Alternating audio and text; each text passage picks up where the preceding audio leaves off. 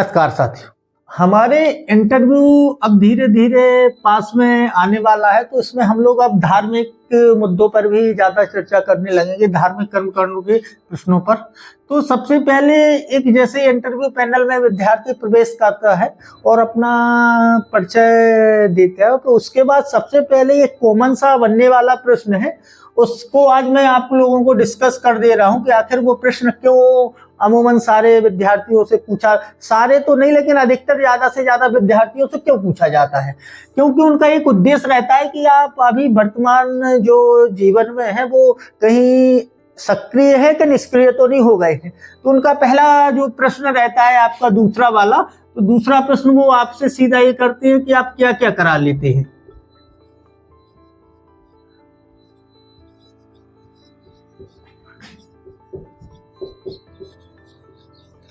इनका पूछने का मतलब ये है कि आप लोग धार्मिक कर्मकांड में, मतलब जिस भी धर्म के हो, जो भी कर्मकांडिक चीजें आप लोग हवन पूजन यज्ञ ये सब किन किन क्षेत्रों में आपको ज्यादा जानकारी है, किन किन क्षेत्रों में आपको ज्यादा विशेषज्ञता है। तो वर्तमान में आपसे ये बात चेक कर लेते हैं कि आप लोग वर्तमान में कहीं बेरोजगार तो नहीं बैठे होंगे, क्योंकि सेना में एक सक्रिय सैनिकों की जरूरत है। सबसे ज्यादा जो आर्मी का शब्द स्टार्ट ही होता है अलर्ट से।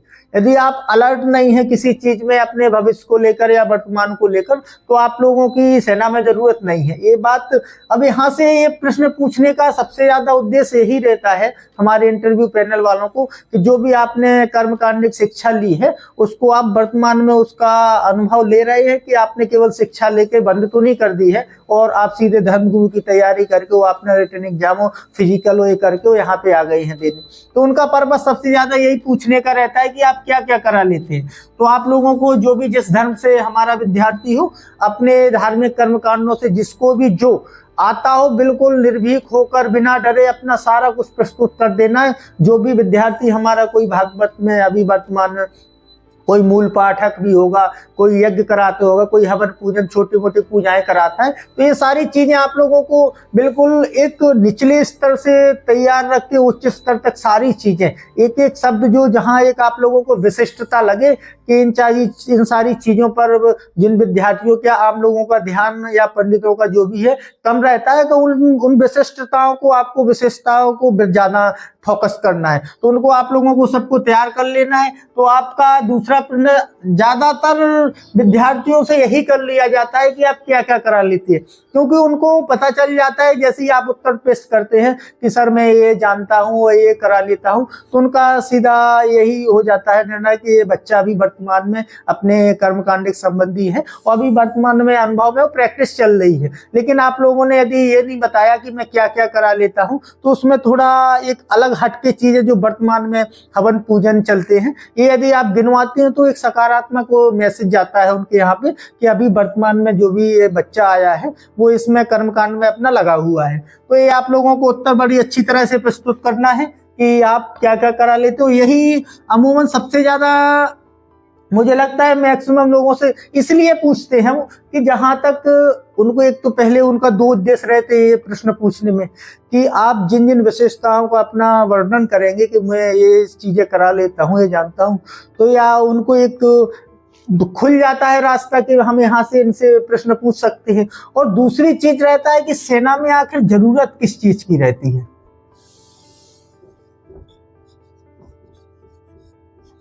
ठीक है, ये सबसे ज्यादा मूल्यवान सवाल है हमारा, सबसे ज्यादा महत्वपूर्ण है, क्योंकि सेना में आप लोगों ने देखा होगा कोई भी अभी यदि कोई चीज सामान खरीदा जाता है कोई भी सैनिक दृष्टि से, सुरक्षा दृष्टि से, तो इन सारी चीजों में उनका हवा, उनका पूजन करवाना पड़ता है। कैसे मंत्र जैसे पिछली बार मैं आप लोगों को बताऊं कि सबसे ज्यादा उनके जो अच्छे चहेते प्रश्न होते हैं इंटरव्यू पैनल वालों के, शस्त्र पूजन, शस्त्र पूजन का मंत्र सुनाइए। ये आप लोगों को मंत्र बिल्कुल, यदि जिस विद्यार्थी की हमारी नजर में ना हो तो वो सीख के जाना है, क्योंकि जितने भी शस्त्र हमारे देश में बनाए जाते हैं या बाहर से खरीदे जाते हैं, आयात किया जाता है, तो इन चीजों का आप लोगों ने अभी रफाल में देखा होगा कि कैसे हमारे जो रक्षा मंत्री जी राजनाथ सिंह जी थे, उन्होंने बढ़िया एक विधि विधान से सारा पूजन पाठ करके भारतीय सेना में मतलब सौंपे थे या सम्मिलित किए थे। तो आप लोगों को शस्त्र पूजन का मंत्र बिल्कुल 100%, जिस भी विद्यार्थी की यदि नजर इस पर ना पहुंची हो तो ये बिल्कुल अच्छी तरह से आप लोगों को याद करके रखना है। और कैसे भी और वो आप लोगों से घुमा के पूछे किस स्थिति में, ये आप लोगों को रखना है। दूसरा, सेना में जरूरत रहती है आप लोगों को अंत्येष्टि की, ठीक है।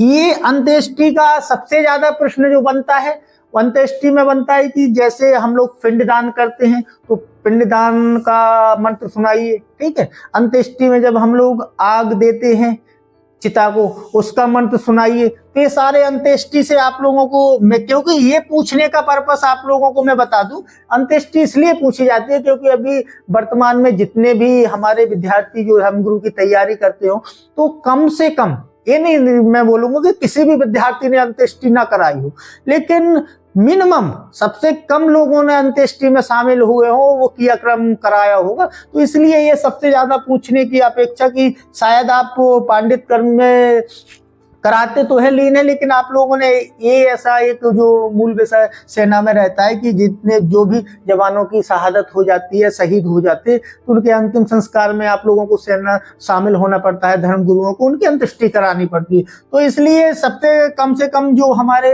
अनुभवशील आया आप लोगों को, मतलब मैं मान लूं कि आप लोगों को उतना जमीनी अनुभव नहीं रहता है जो अधिकतर धर्मगुरु की तैयारी करते हैं। बाकी जो आप लोगों ने गांव से यदि संबंध रखते हैं, जो भी हमारे विद्यार्थी, उन लोगों को पता हुआ कि जो भी उम्र में ज्यादा उम्रदराज पंडित होते हैं तो वो लोग अंत्येष्टि में शामिल होते हैं, उनको अनुभव होता है कि कब कौन सा मंत्र बोलना पड़ता है, कब कैसा अग्नि में या पिंड देने में। तो आप लोगों को अंत्येष्टि करानी है।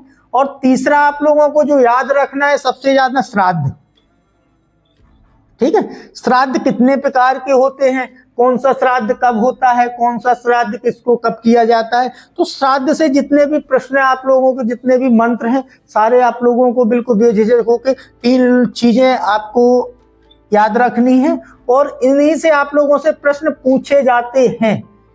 मैं ये नहीं कहूंगा कि सबसे पूछे जाएंगे। यदि मेरी क्लास से जो भी विद्यार्थी जुड़े हुए हैं, तो मैं नहीं चाहता कि यदि 100 विद्यार्थी जुड़े हैं मान लो, और 100 में से यदि 10 से भी पूछ लिया गया तो उनको इस वजह से सिलेक्शन रुक जाएगा, क्योंकि यही ज्यादातर महत्वपूर्ण चीजें हैं जो सेना में कराई जाती है। तो इन चीजों पे आप लोगों को ज्यादा ध्यान देना है। तो अंत्येष्टि का और श्राद्ध का, इन जितनी भी हमारे निचले स्तर से भी जो भी प्रश्न बन सकते हैं और उच्च स्तर तक के सारे प्रश्न आप लोगों को श्राद्ध से सीखना है, सारे मंत्र तैयार रखना है, अंत्येष्टि से तैयार रखना है। और ये विशेषतः शस्त्र पूजन का मंत्र पूछ लिया जाता है अमूमन।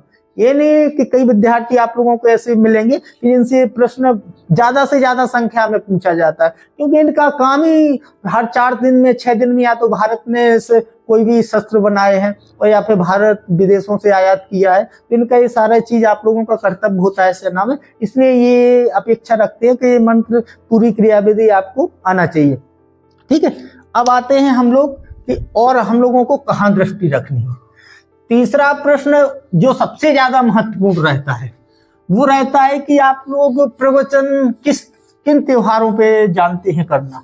तो सबसे पहले तो मैं एक सलाह दूंगा हमारे सभी साथियों को कि हिंदू, मुस्लिम, सिख, ईसाई जो भी धर्मों से हो हमारे, तो वो सारे लोग अपने ग्रंथों पे जितने भी त्योहार हैं ग्रंथों में वर्णित, उन सारे त्योहारों पे आप लोगों को प्रवचन की तैयारी करनी है। कैसे करनी है वो सारी मैं अभी बता दे रहा हूँ।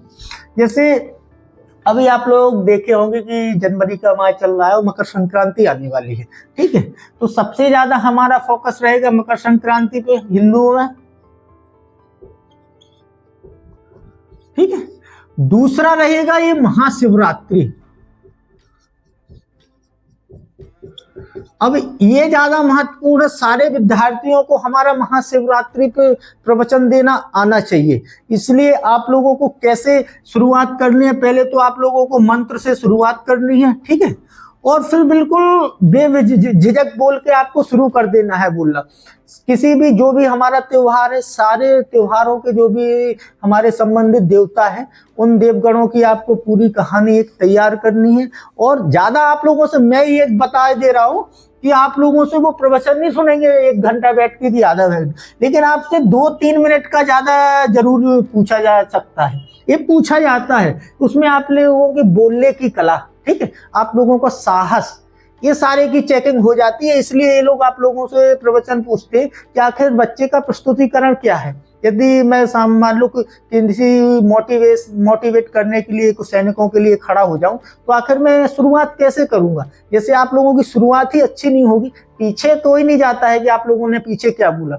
आज शुरुआत में आपका एक जोश होना चाहिए, ठीक है। कोई भी यदि आप लोग या किसी को भी मोटिवेट कर रहे हैं या कोई भी प्रवचन दे रहा है, तो आप लोगों की शुरुआत की जो 2-4 लाइनें हो, वो एक जोश होना चाहिए, जब तो व्यक्ति आपकी बातों को सुनेगा। यदि शुरुआत की बातें भी आपकी ऐसी साधारण तौर पर जाएंगी, तो आजकल आप लोग देख रहे होंगे कि क्या चल रहा है। तो जितने भी हमारे धर्मगुरु के साथी हैं, सब लोगों पे जहां तक हो सके फेमस आगे मार्च में आप लोगों को होली आती है, तो होली पे, ठीक है।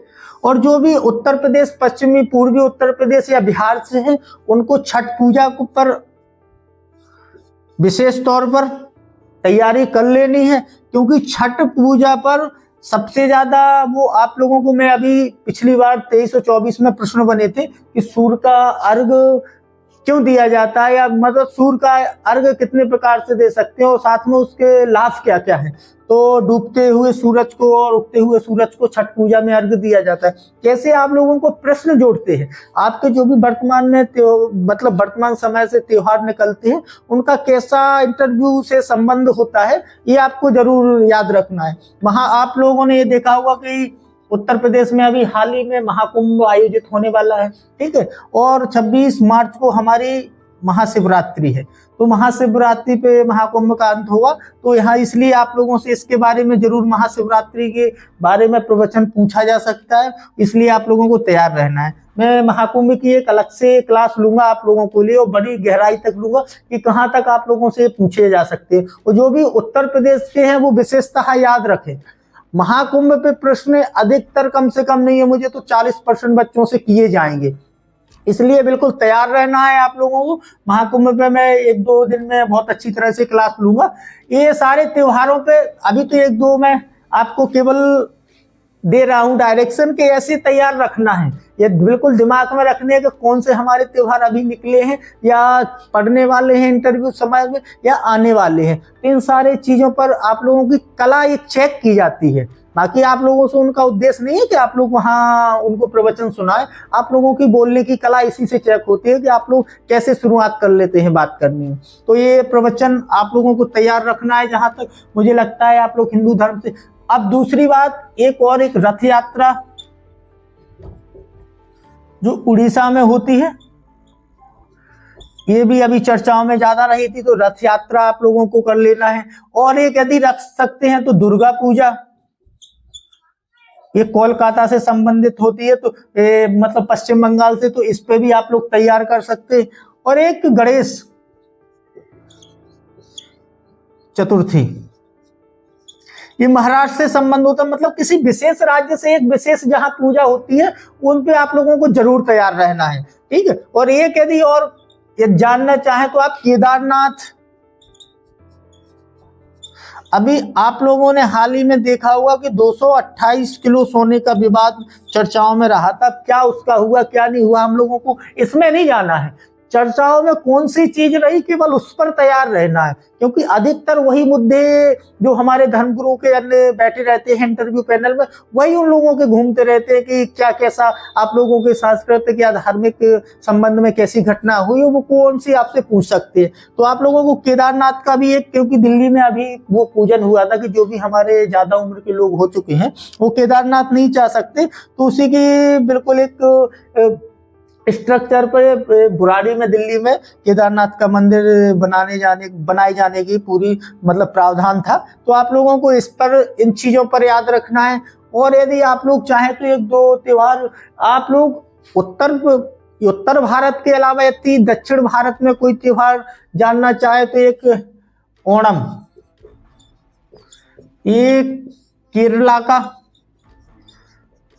साथ में आप लोगों को इनकी विशेषताएं जरूर जान लेनी है, क्योंकि इसकी विशेषताएं आपको जान लेने में कि ये क्यों मनाया जाता है, कब मनाया जाता है, इसका पर्पस क्या होता है। ठीक है, तो ये सारी चीजें आप लोगों को, और यदि आप एक और रखना चाहें तो तमिलनाडु का पोंगल, क्योंकि आप लोगों की विविधता इसलिए आ जाएगी इसमें कि आप लोग उत्तर भारत के, यदि आप हिंदू धर्म से हैं तो इससे संबंधित, यदि दक्षिण भारत हमारे पूरे भारत के 2-3 और त्योहार जानते हैं तो ये बहुत अच्छी आप लोगों के लिए प्लस पॉइंट होगा। और एक यदि और जानना चाहें तो असम का बिहू। इन सारे त्योहारों में आप लोगों को नजर बना के रखनी है, और इन सारी चीजों पर आप लोगों को थोड़ा थोड़ा 2-4 लाइनें बोलना आना चाहिए। यदि आप चाहते हैं कि मैं धर्मगुरु बनूं तो इन सारी चीजों को आप, ये बेसिक हैं। यदि बेसिकों से मैं आप लोगों को 20 बेसिक चीजें बताऊंगा तो 20 में से यदि एक बच्चे से और 20 बच्चों से अलग अलग तरीके से कोई एक चीज यदि पूछ ली जाती है तो मैं नहीं चाहता कि इस वजह से आप लोगों को कोई नुकसान उठाना पड़े। ये सारी चीजें आप लोगों को तैयार रखनी है। शुरुआत, कौन सा धर्म किन देवताओं से संबंधित, किनके लिए मनाया जाता है और कैसे कैसे उसकी क्या विधि होती है, आप लोगों को ये सारा बिल्कुल तैयार रखना है। और अगली क्लास में मैं फिर ऐसे, क्योंकि आप लोग जितने भी त्योहारों को वर्तमान समय में, अभी ये जनवरी निकली है, फरवरी में आप लोगों को इंटरव्यू शुरू हो जाएगी, मार्च में, या आने वाला कोई त्योहार है या यहाँ पे कोई पड़ रहा है, वो जो विशेष चर्चाओं में रहा है उस पर आप लोग जरूर नजर बना के रखना है, क्योंकि इंटरव्यू में ऐसे ही सवाल पूछे जाते हैं। ज्यादातर धार्मिक चर्चाओं में जो भी आप लोगों की मस्जिद रही हो या मंदिर रहा हो तो उससे आप लोगों से बनते हैं सवाल। तो मैं जितने भी अभी चर्चाओं में या विवादों में रही हैं मस्जिद मंदिर, उनका मैं आप लोगों को अलग अलग क्लास एक स्पेसिफिक दूंगा जिसमें आप लोग अच्छी तरह से तैयारी कर सके। लेकिन इन चीजों की बेसिक के उत्तरों की आप लोगों को तैयारी रखनी है। पहला मैंने आप लोगों को बता दिया कि आप क्या क्या करा लेते हैं। जो भी आप लोगों को ये महसूस नहीं होने देना है इंटरव्यू पैनल वालों को कि हम बेरोजगार हैं वर्तमान में, क्योंकि सेना में या किसी भी नौकरी में बेरोजगारों की जरूरत नहीं है।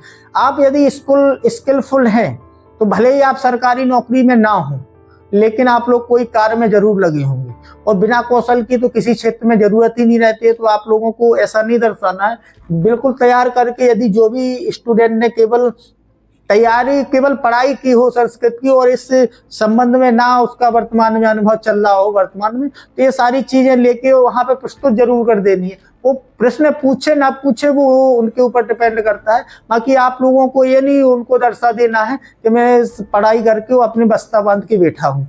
ये आप लोगों को विशेष ध्यान रखना है, क्योंकि इन सब चीजों का एक नकारात्मक संदेश जाता है, उसमें आप लोगों को नुकसान हो सकता है। ये सारी चीजें आप लोगों को याद रखनी।